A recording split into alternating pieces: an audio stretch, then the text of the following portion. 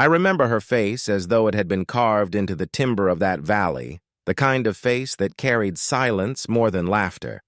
The town square shimmered with late afternoon heat, dust rising in lazy spirals, boards creaking on weather-beaten storefronts. Folks gathered not because they cared for her, but because gossip was a currency richer than gold. A girl stood there, shoulders hunched, eyes lowered, her fate passed from hand to hand like chipped pottery. Her family called her useless, a burden too heavy for their wagon, too plain for a dowry. In that moment, the word daughter slipped from her like a torn hem, and she became a transaction. Clara Mayfield, 19, timid, taught from birth that her worth could only be measured in silence. Her father, Silas, stood with jaw locked tight, hiding the shame of a man who could not feed both pride and kin. Beside him, Martha Mayfield pressed her lips as if pinched against bitterness, convinced her child was best discarded before she dragged the family down further. On the other side of that grim exchange stood Jedediah Boone, a mountain man with scars tracing his chest like faded cartographer's ink. He was spoken of in whispers, half bear, half ghost, more comfortable in pine shadows than in town. To him they handed Clara, as if she were an extra mule. To him they gave a pouch of pelts and a scatter of coins in trade for her name. No one spoke for Clara. The townsfolk muttered, "Sold like cattle."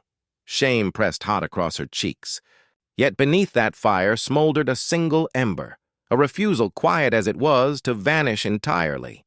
Boone accepted her with a nod, nothing cruel in his face, nothing tender either. He simply took her hand in a gesture that was less ownership than inevitability, and together they turned their backs on the crowd. The road out of town bent toward the mountains, where the sky seemed larger and the air sharper. Boone walked with an axe across his back, the fur of some beast slung carelessly over his shoulder. Clara followed, her steps stiff, her eyes clinging to the ground as if looking up would break her. They did not speak. When evening chill began to creep through her threadbare shawl, Boone wordlessly laid a wool blanket over her shoulders.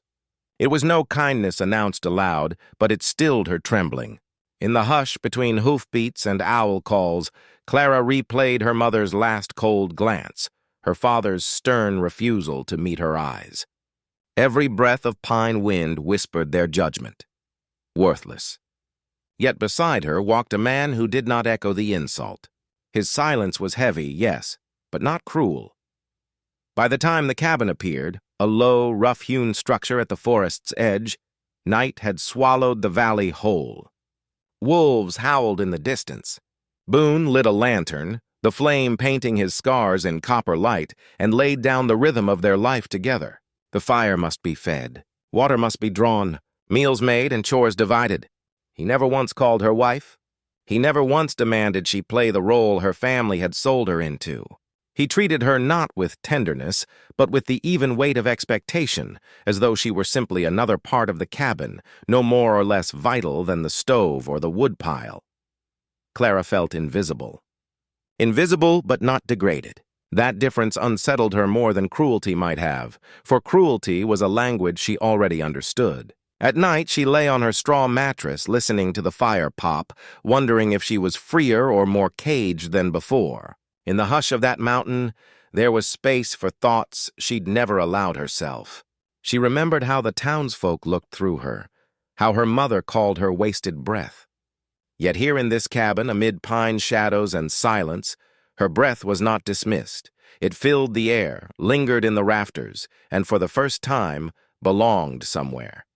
The days fell into rhythm. Boone rose early, splitting logs until sweat carved rivers through dust on his back. Clara fetched water from the creek, her reflection staring back at her like a stranger she had yet to name. At supper, he pushed the last biscuit her way, though he never remarked on it. She caught these gestures like fallen leaves, small, fragile, but proof that something was shifting. Still, when she closed her eyes at night, she could hear the town's voice. Useless, useless. But the mountain had a different tongue, slower, more patient. It spoke in the crack of branches beneath deer hooves, in the perfume of pine sap, in the hush between snowflakes. And though Clara did not yet know it, The mountain was waiting to teach her a language that her family never had, the language of her own worth. The first signs of change were too quiet for Clara to notice at once. Boone left the last biscuit on the plate, pushed toward her side without comment. She reached for it hesitantly, half expecting him to reclaim it, but his eyes stayed on the fire. A week later, she found her boots mended, stitches clumsy but firm, though she had never asked. When she gathered wildflowers by the creek and set them in a tin cup on the table, Boone said nothing, yet the flowers remained there until they withered, as if their presence mattered. In silence, a seed was being planted, word carried back from town like smoke drifting uphill. A peddler brought it when he came trading for furs. They say Boone bought himself a useless wife. The words stung sharper than a whip, and Clara's stomach tightened. She braced for Boone's anger, but he only shut the door, his silence growing heavy as iron. For Clara, that silence became a shield. She realized his refusal to answer mockery was not weakness, it was defiance. A strange warmth flickered through her then, the thought that perhaps she was not entirely alone. As the days passed, she began learning the forest's rhythm. She tried splitting wood, her first swing laughable, the axe thudding into the dirt. Boone watched, then stepped closer, adjusting her grip with a brief, careful touch. His hand was warm, rough, steadying. The contact lasted only a moment, but her heart raced as if the mountains themselves had shifted. She learned to kindle a fire without smoke, to tell a crow's call from a hawk's. In each small success, she discovered herself not as useless but as capable. Slowly, awkwardly but undeniably alive. Then came the storm. Rain hammered the cabin, wind rattled the shutters like bones in a drum. Shadows danced along the walls as the fire strained against the drafts. Clara sat near the hearth, her hands trembling, words rising in her chest until they could no longer be swallowed. "Why did you take me?" she whispered, her voice fragile as moth wings. Boone's face stayed half-lit by the fire. He stared into the flames a long time before answering. "Because you looked like someone who deserved a chance." His voice was gravel, quiet, but its weight struck deep. Clara turned her face away, tears slipping warm across her cheeks. For the first time, she was not afraid of being seen.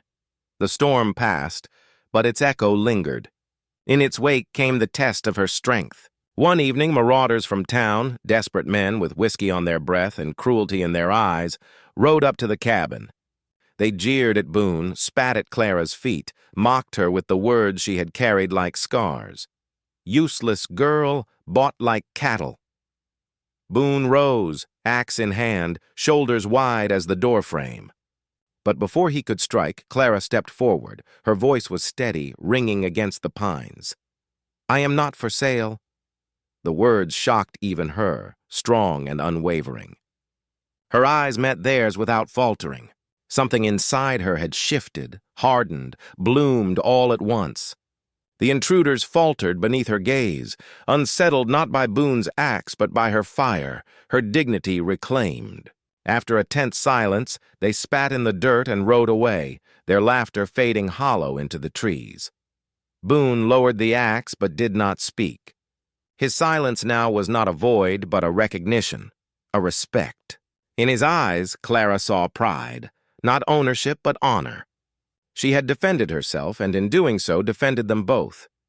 Later, as the night settled and the forest sighed in relief, she cleaned the shallow cut on Boone's arm. The air between them was no longer heavy with fear or shame. It pulsed with something tender, sacred. He watched her hands move gently, then at last spoke her name. "Clara," he said, soft as a vow, as if it were the first time anyone had truly spoken it. The mountains loomed vast beyond the cabin, eternal witnesses to what had shifted in that valley. She was no longer the girl who had been sold, no longer a shadow in the corners of her family's house. Here, in the hush of pine and firelight, she was more than daughter, more than wife. She was herself. And if you listen closely, as the narrator's voice fades, you might hear this truth carried on the wind.